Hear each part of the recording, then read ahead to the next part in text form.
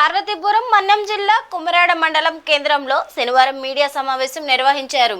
CPM party జిల్లా committee సభ్యులు కొల్లి సాంబమూర్తి ఈ సందర్భంగా మాట్లాడుతూ పార్వతీపురం ఐటీడీఏ పరిధిలో విశాఖపట్నం కేజీహెచ్ ఆసుపత్రిలో ఎవరైనా చనిపోయిన గిరిజన ప్రజలకు ఆయా గ్రామాలు చేర్చడానికి వెంటనే అంబులెన్స్ సౌకర్యం కల్పించాలని, అలాగే జిల్లా ఆసుపత్రిలో కూడా ఎంఆర్ఐ స్కాన్ మరియు చిన్నపిల్లలకు మెరుగైన వైద్యం అందించే విధంగా మౌలిక వసతులు, అలాగే ఆసుపత్రిలో ఖాళీగా ఉన్న స్థానంలో డాక్టర్స్ను నియమించి పూర్తి స్థాయిలో అన్ని విధాలుగా రోగులను ఆదుకోవాలని డిమాండ్ చేశారు.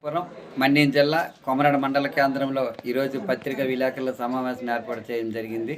దీనికి సంబంధించి కొమరాడ మండలం పాలెం పంచాయతీ కుంభకోట గ్రామంలో ఈరోజు విచారకరమైన సంఘటన ఒకటి జరిగింది. దీనికి సంబంధించి కుంభకోట గ్రామానికి చెందిన కొండగొర్రి రాణి, కొండగొర్రి పోలరాజు, వాళ్ళిద్దరికి ఇద్దరు అమ్మాయిలు ఉన్నారు. ఒక అమ్మాయి 6వ తరగతి చదువుతుంది. 3 నెలల పసికంది పాపండి. నిన్న శుక్రవారం ఆమె దర్శిని 3 నెలలు. నిన్న శుక్రవారం పార్వతీపురం జిల్లా కేంద్ర హాస్పిటల్కి తీసుకెళ్లారు. అక్కడ నుండి మళ్ళీ మహారాజ్ హాస్పిటల్కి విజయనగరం నుండి కేజీహెచ్ హాస్పిటల్కి తీసుకెళ్తే కేజీహెచ్లో ఈరోజు రాత్రి 4 గంటలకు చనిపోయిన జరిగింది. అయితే ఈయన చనిపోయిన తర్వాత రూపాయి కూడా శవాన్ని తీసుకెళ్ళడానికి లేని పరిస్థితిలో, చాలా లభోదీపమైన పరిస్థితిలో ఈరోజు ఇబ్బంది పడుతూ ఉన్నది. ఇలాంటి సందర్భంలో అక్కడ ట్రైబల్ సెల్కి వెళ్ళి అడిగితే వాళ్ళు కూడా అద్దె వెహికల్స్ మీద ఈరోజు ఆమె సొంత డబ్బులు పెట్టుకుని అద్దె వెహికల్స్ మీద ఈరోజు ఇక్కడికి పంపించే ఏర్పాటు కూడా ఉంది. మేము అనేది ఏంటంటే ఈరోజు గిరిజనులు పైన ఎంతో ప్రేమ ఉందని చెప్తూ ఈరోజు ఇక్కడ మన పార్వతీపురం మన్యం జిల్లా ఐటీడీఏ పరిధిలో 3 గిరిజన సంక్షేమ మంత్రులు ఉన్నారండి. గతంలో 2 మంత్రులు వైఎస్ఆర్ పార్టీలు, ఇప్పుడు తెలుగుదేశం పార్టీలో ఒక మంత్రి ఉన్నారు. కనీసం పార్వతీపురం ఐటీడీఏలో ఒక అంబులెన్స్, ఎవరైతే కేజీహెచ్లో చనిపోయినారో వాళ్ళు తీసుకురావడానికి ఒక అంబులెన్స్ ఈరోజు వేయని పరిస్థితిలో ఉన్నారని చెప్పి తెలియజేస్తాను.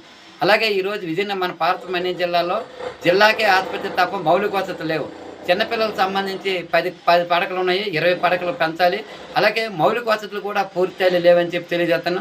అలాగే ఎంఆర్ఐ స్కాను జిల్లా ఆసుపత్రి అయినప్పుడు కూడా ఎంఆర్ఐ స్కాన్ కూడా నేటికి కూడా లేకపోవడం చాలా అన్యాయం చెప్పి కోరుతున్నాం.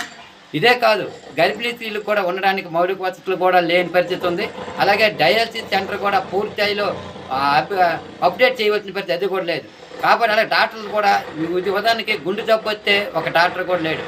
ఇలాంటి సందర్భంలో ఈరోజు చాలా అన్యాయంగా ఉంది. కాబట్టి వైద్యులు ఈరోజు పత్రికా ప్రకటనలకి విపరీతమైన ఖర్చు పెడుతుంటారు తప్ప ఆ దిశగా వైద్యం కోసం ఖర్చు పెట్టిన పరిస్థితి ఉంది. ఏదేమైనా ఈరోజు ఈ కుంభకోటలో ఈ అమ్మాయి చనిపోవడం చాలా బాధాకరమైన విషయం. భవిష్యత్తులో ఇలాంటి సంఘటనలు జరగకుండా పూర్తి స్థాయిలో వైద్యులను నియమించాలి ఏరియా హాస్పిటల్లో. అలాగే పిల్లలకు కూడా ఎవరైనా చనిపోతే వాళ్ళ వెంటనే తీసుకొచ్చే విధంగా మన పార్వతీపురం ఐటీడీఏ నుండి కేజీహెచ్కి ఒక అంబులెన్స్ ఏర్పాటు చేయాలి.